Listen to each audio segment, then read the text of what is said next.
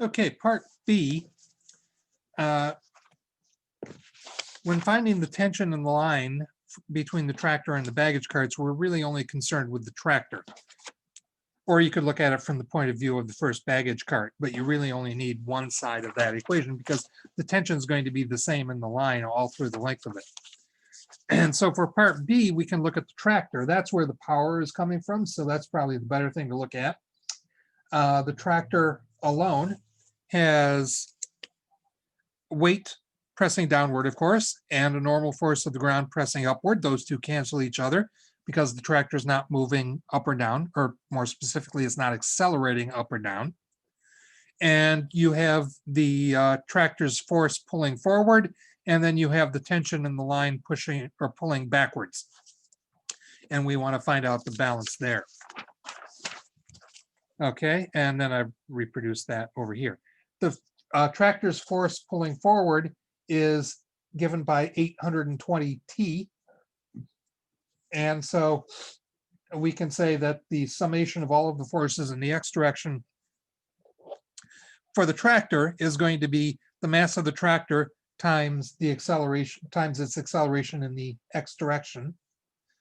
And that's going to be equal to the force of the tractor minus the tension. And so that's 820 T minus capital T for tension. The mass of the tractor is 650 kilograms. The acceleration in the x direction is 0.7810 T, which is what we found up here. Okay. And the force of the tractor is 820 T minus capital T. So 650 kilograms times 0.7180 times the T, which is 3 seconds here. We want the tension at 3 seconds, should be equal to 820 times 3 seconds minus capital T for tension. The left-hand side ends up being 1,522.95. The right-hand side ends up being 2,460 minus T. So you can easily solve for tension. That's 24. What have we done here? Yeah, okay. Tension is 2,460 minus 1,522.95. That gives us a tension of 937.1 newtons.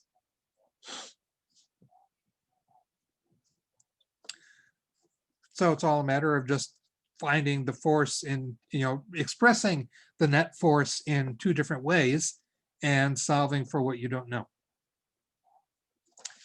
The acceleration of velocity we're given as a function of time here, which is a little more complicated than what we've been doing, but it's still not too bad. If the acceleration were given as a function of displacement or location, then things get quite a bit harder.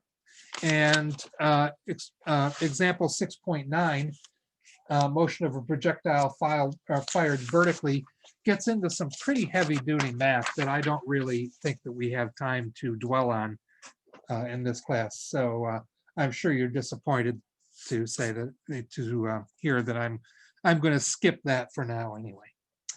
And we'll move on to section 6.2, which is about friction.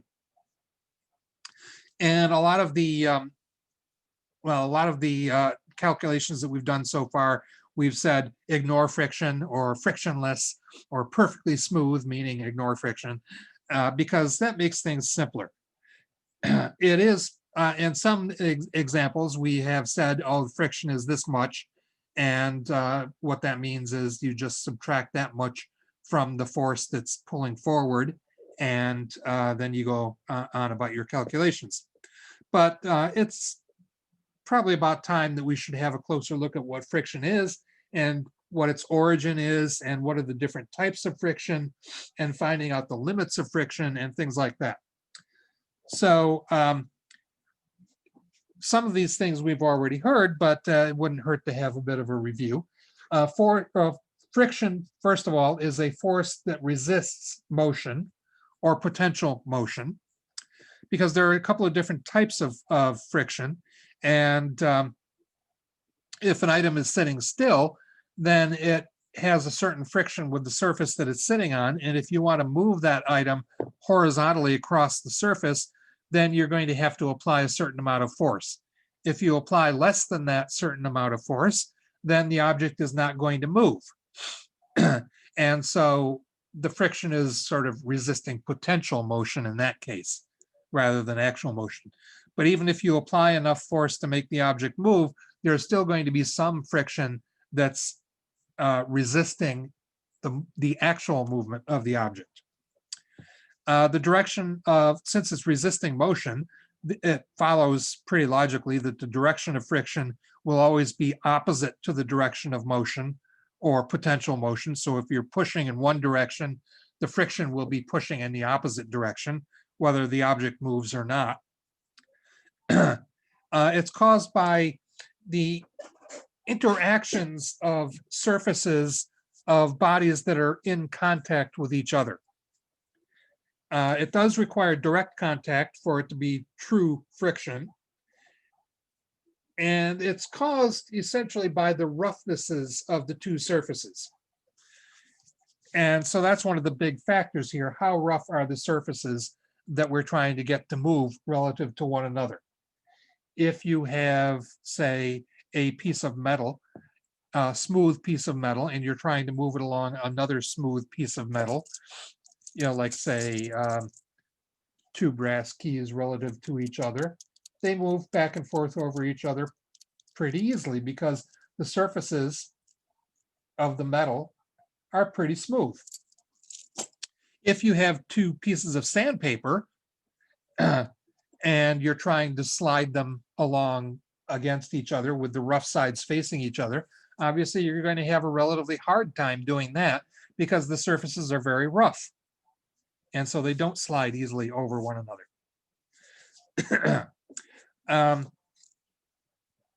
Friction can be a good thing or a bad thing. Friction, say, within the engine of your car is generally considered a bad thing because it causes the metal parts to wear down. And if there's enough friction, it can generate so much heat that it can actually melt some of the engine parts. And that's why we put oil in the engines, to reduce that friction. On the other hand, other types of friction can be good. Like, for instance, the friction of the tires on the ground. If your tires don't have any friction against the ground, then you're not going anywhere. It's like trying to drive on ice. Think of an example like that. You know, that's a time when you want friction to be associated with your car. Friction also helps with walking. You know, again, walking across a concrete floor versus walking across ice. If there's no friction, then you're not going anywhere, except maybe down on your butt. There are types of friction. So friction isn't just one sort of monolithic concept. There are different types of friction. There is kinetic friction, which is the friction between systems that are in motion relative to each other. Like, for instance, when you rub your hands together,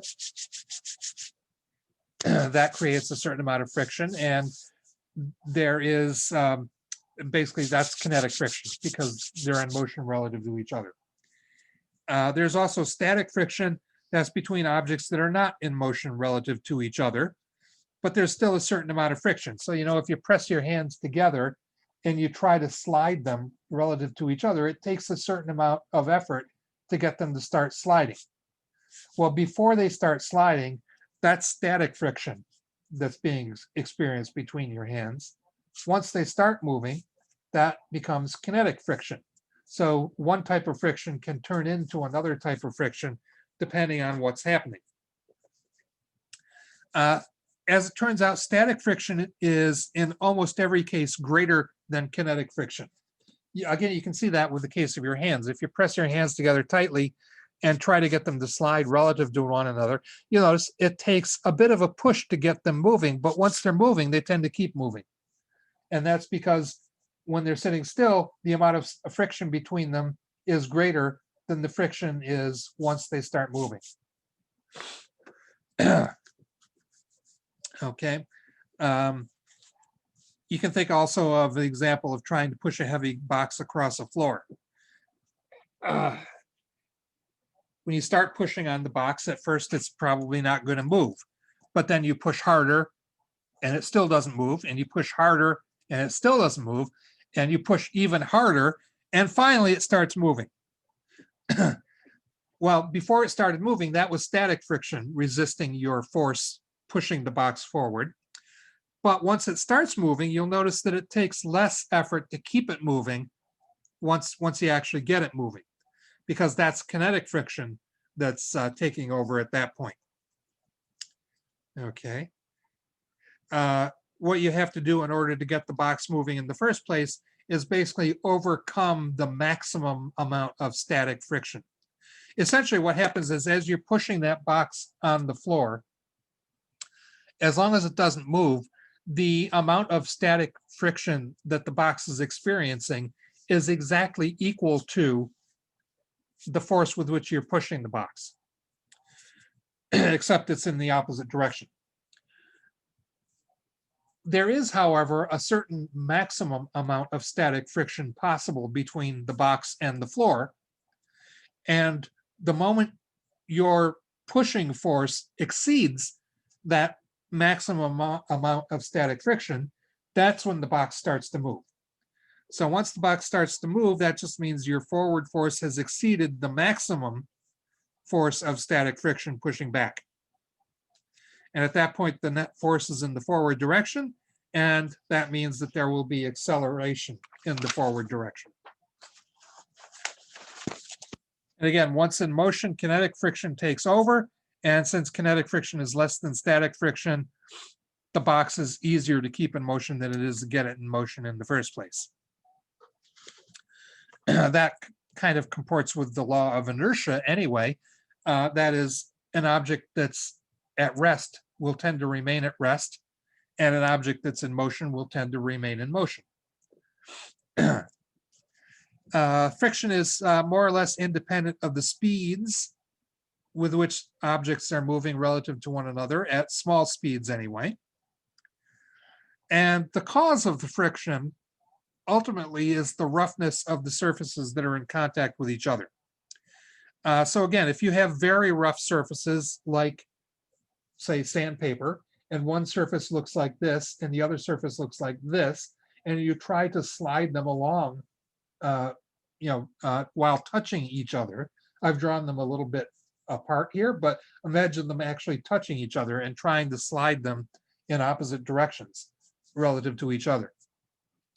You're going to have a hard time doing that because you've got all these peaks and valleys that are going to get caught up in each other, and they're going to resist the movement.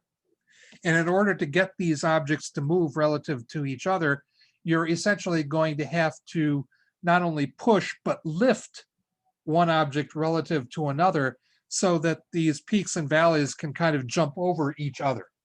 And once it moves again, you're going to have to push it forward and up again so that the peaks and valleys can jump over each other.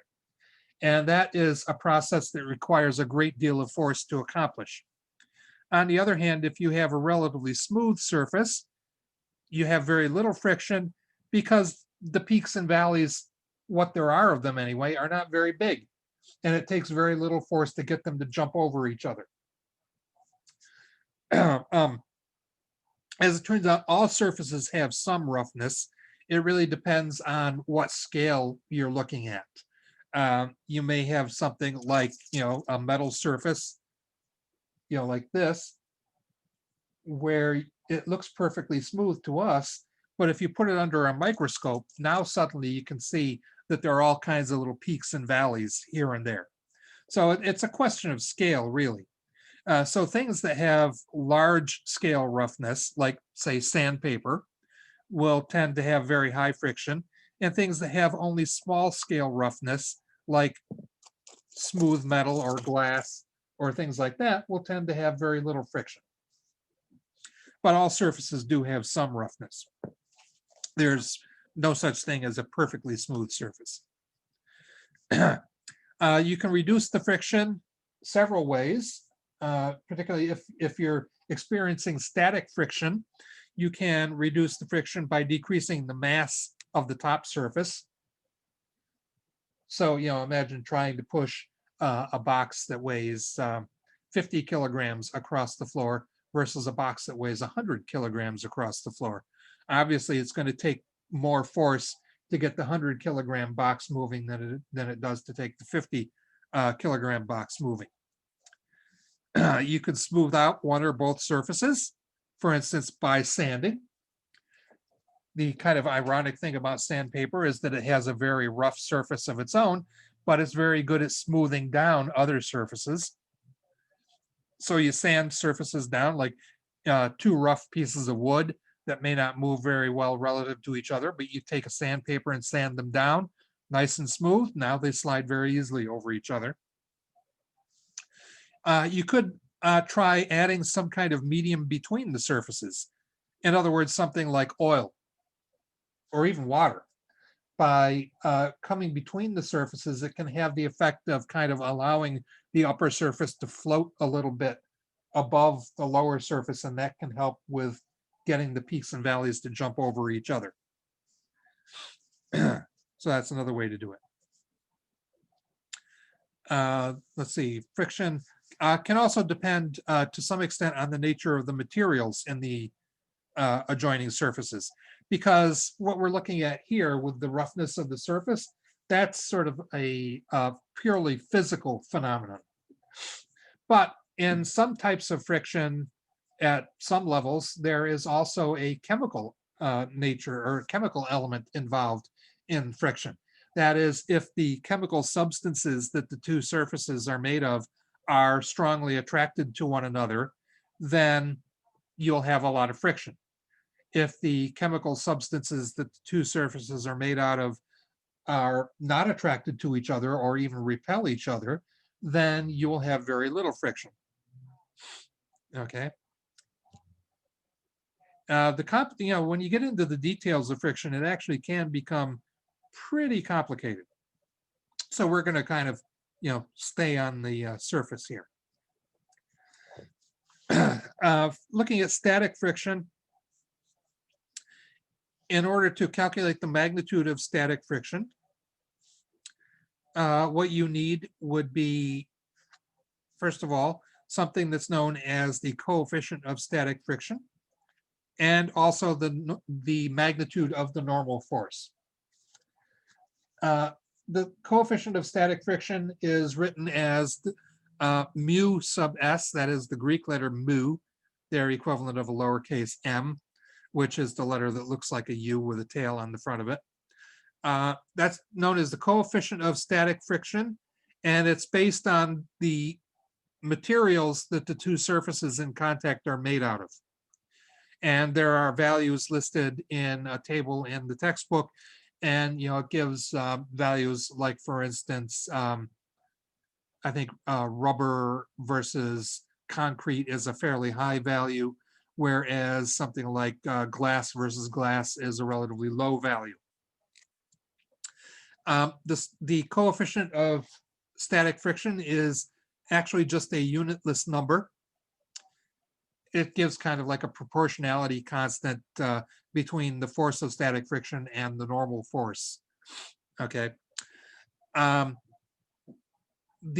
In practice, the actual magnitude of the force of static friction that's involved with an item is going to be less than or equal to the coefficient of static friction times the magnitude of the normal force. Because as I said, the actual force of static friction that is being experienced by an object can vary depending on how much force you're applying to that object.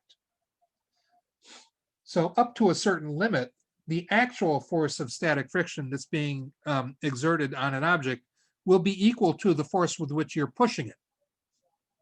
They'll be equal in magnitudes anyway. The directions will be opposite.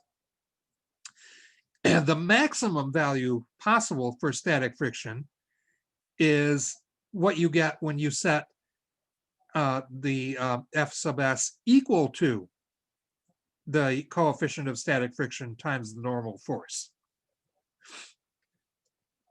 So basically, if once you exceed this value, that means that the object starts moving. That is, if the force you've applied to the object to try to overcome friction is greater than this value, then the object starts moving. Okay, so again, the object begins to move when the applied force is greater than Fs max. Below that level, Fs is just equal to the negative of the force that you're applying to the object. Okay. Now, talking about kinetic friction, once the object starts moving, it's subject to kinetic friction. And the force of kinetic friction is equal to the coefficient of kinetic friction times the magnitude of the normal force. Again, mu sub k is the coefficient of kinetic friction.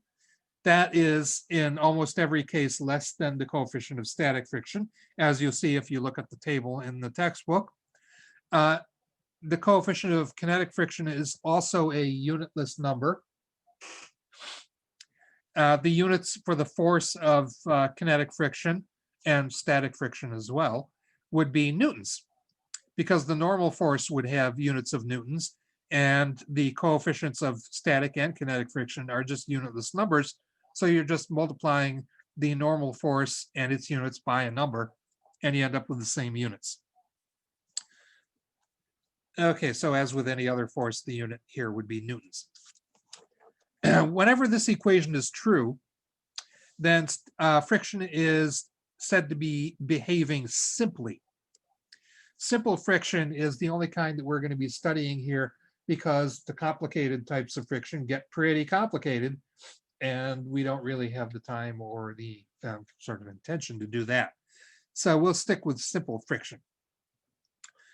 You can sort of graph out the amount of frictional force that's being experienced by an object, depending on whether it's moving or not.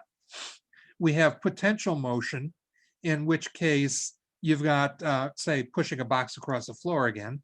You've got the weight of the box pressing down on the floor, and the normal force of the floor pushing up on the box, and they cancel each other out because the box is not moving in the vertical direction. And then you've got the force of you trying to push the box across the floor, and you've got the force of static friction pushing backwards, saying, oh, no, you don't.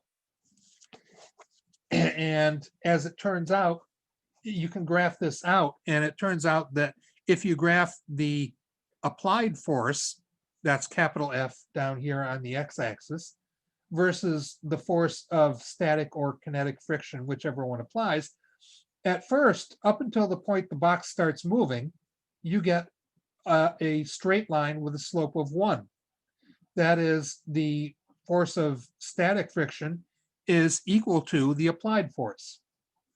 Right up until you reach Fs max, and once you apply a force greater than Fs max, suddenly the actual amount of friction experienced by the box drops suddenly.